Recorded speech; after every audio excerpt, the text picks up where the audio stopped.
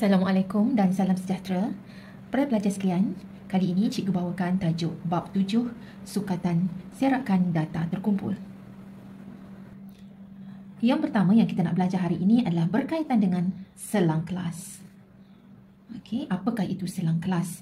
Tetapi sebelum cikgu jelaskan berkaitan dengan selang kelas, cikgu nak tunjukkan dekat sini apa yang dimaksudkan dengan data terkumpul. Okey, contoh yang diberi di sini ialah ukuran berat untuk 25 orang murid. Okey, cikgu ambil ukuran berat untuk 25 orang murid dan tentulah ukuran beratnya berbeza-beza. Kemudian ini bila diambil satu demi satu begini, ini dipanggil data tidak terkumpul.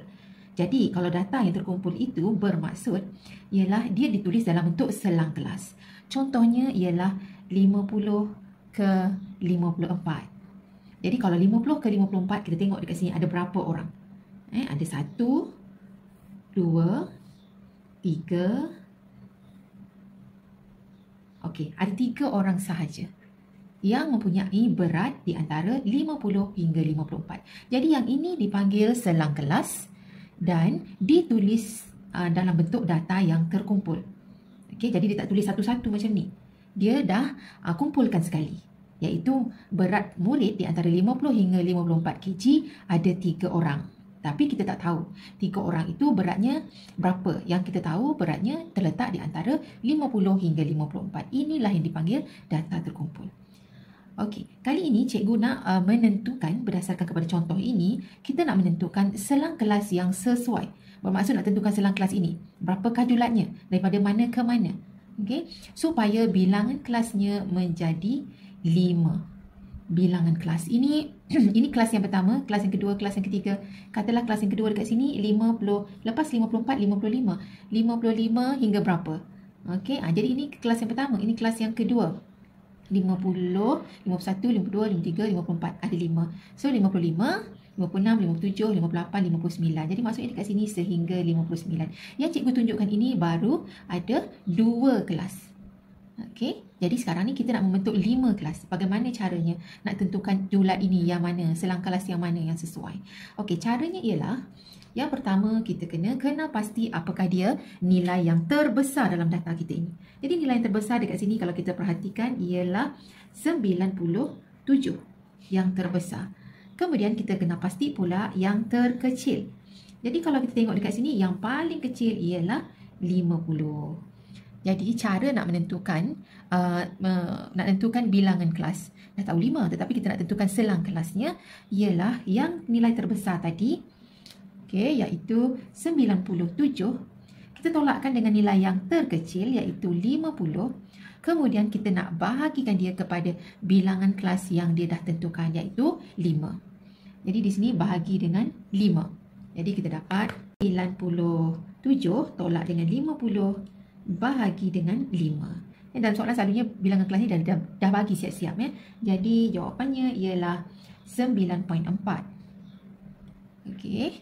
Jadi kita cari nilai yang terhampir kepada 9.4. Jadi selalunya kita ambil lebih daripada 9.4 ini, iaitu kita ambil 10. Okey. Jadi bila kita nak buat dia punya selang kelas, nak tulis selang kelas tu saya letak kat sini. Untuk kolom yang pertama.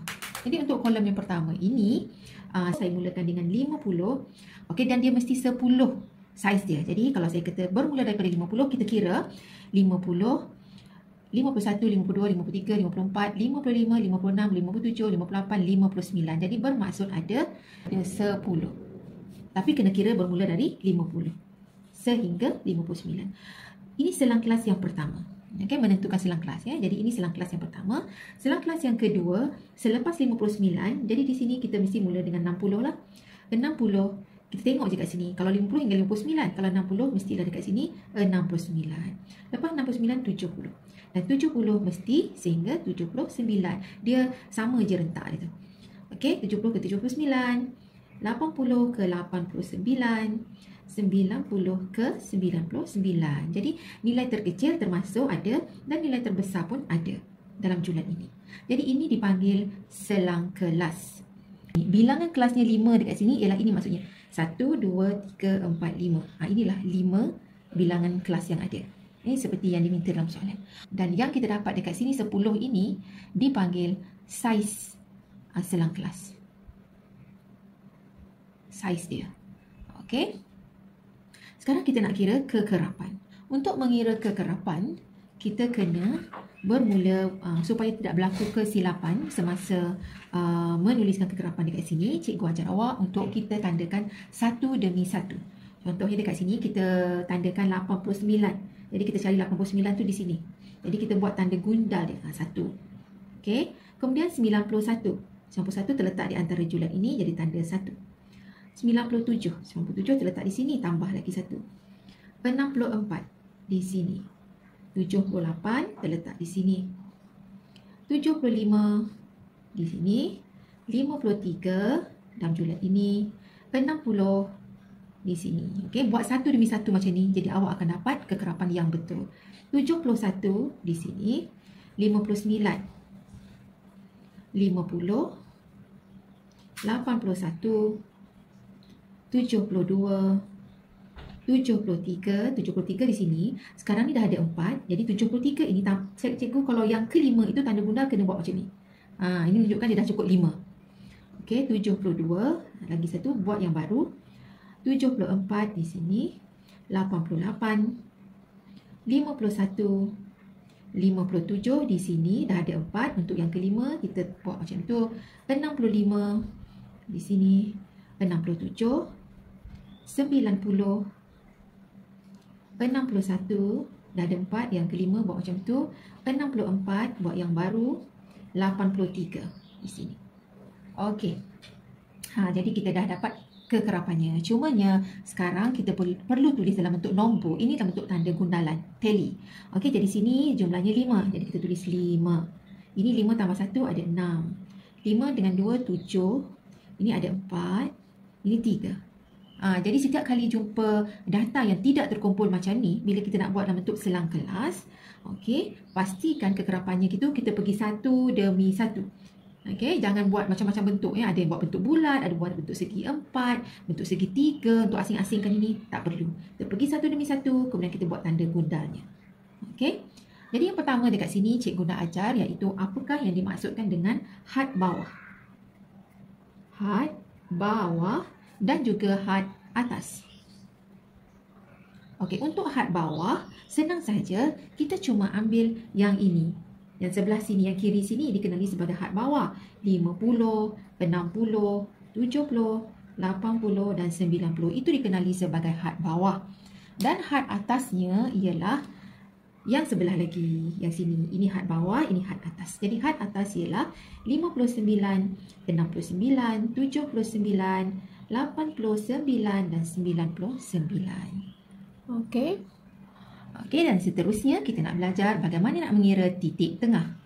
Okey, titik tengah ini ialah terletak di antara 50 hingga 59. Jadi caranya nak mendapat titik tengah, cikgu tunjukkan untuk satu contoh dekat sini iaitu 50 kita tambah dengan 59 kemudian bahagi 2. Okey, jadi di sini 50 tambah dengan 59 bahagi 2. Jadi kita dapat 79.5. Okey, cara nak dapatkan titik tengah ialah 50 tambahkan dengan 59 sama dengan, kemudian bahagi dengan 2.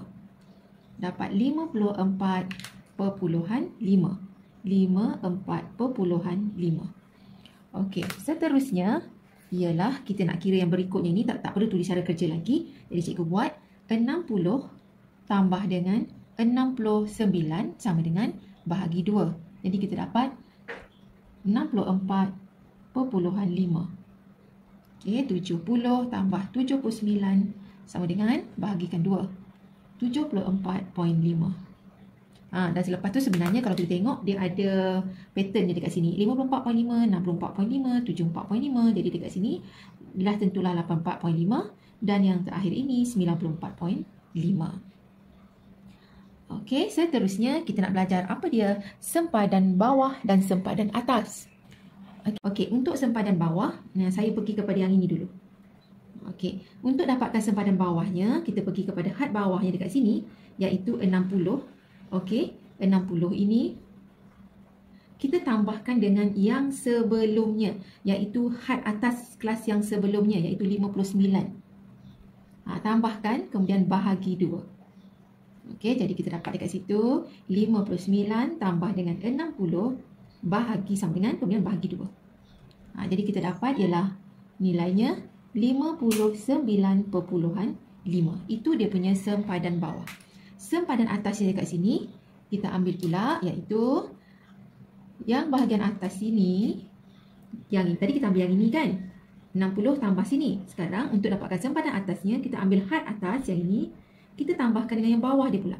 69 tambah 70. 69 tambah 70 bahagi 2.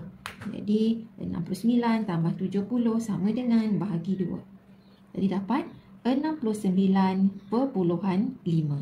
Okey, saya buat satu saja sebab nanti kita nampak dia punya patternnya tu. Sama saja patternnya. Contohnya dekat sini kalau sempadan atas, kalau sini 69, dekat sini 69.5. Jadi dia tambah, ikut dalam kes ini jadi dia tambah untuk sempadan atas ini dia tambah 0.5. Jadi 69.5, jadi kalau yang bawah ini 79.5, 89.5, 99.5. Dah tentu yang atas ini, kalau sini 69, yang atas ini ialah 59.5. Okey, yang sebelah bawah ini kita dah dapat sini 59.5. Okey, kalau 60 dia jadi 59.5. Kalau 50 dia tolak 0.5. Untuk sempadan atas tambah 0.5, sempadan bawah tolak 0.5. Jadi kalau had bawahnya 50, jadi sempadan bawahnya bila tolak 0.5 menjadi 49.5. Okey, ini kalau 70 tolak 0.5, 69.5. 80 tolak 0.5 ialah 79.5. Dan kalau 90 tolak 0.5 ialah 89.5. Jadi dekat sini pun ada ni pattern. 49.5, 59, 69.5, 79 dan seterusnya lah. Macam tu. Okey. Jadi itu dia sempadan bawah dan juga sempadan atas. Jadi sebenarnya apa yang kita buat di sini tadi ialah sebenarnya merupakan soalan yang kedua, iaitu membina jadual kekerapan. Inilah dia jadual kekerapannya. Untuk mengira saiz selang kelas ini, kita boleh juga menggunakan kaedah sempadan atas dan sempadan bawah ini, iaitu sempadan atas tolak dengan sempadan bawah. Jadi kita pilih salah satu daripada mana-mana sempadan atas dan sempadan bawah. Contohnya saya pilih yang ini, 59.5 tolak dengan sempadan bawahnya 49.5, dan kita akan dapat saiznya iaitu 10 juga, sama macam ni tadi. Okey, salah satu cara tadi yang saya tunjuk ialah kita guna jari. Bermula kita kira dari 50 hingga 59, ataupun kita tolakkan sempadan atas tolak dengan sempadan bawah. Untuk video yang selanjutnya, cikgu akan terangkan pula bagaimana kita hendak melukis histogram dan juga poligon kekerapan. Jadi cukup untuk kali ini. Bertemu di video yang akan datang. Jangan lupa untuk like dan subscribe.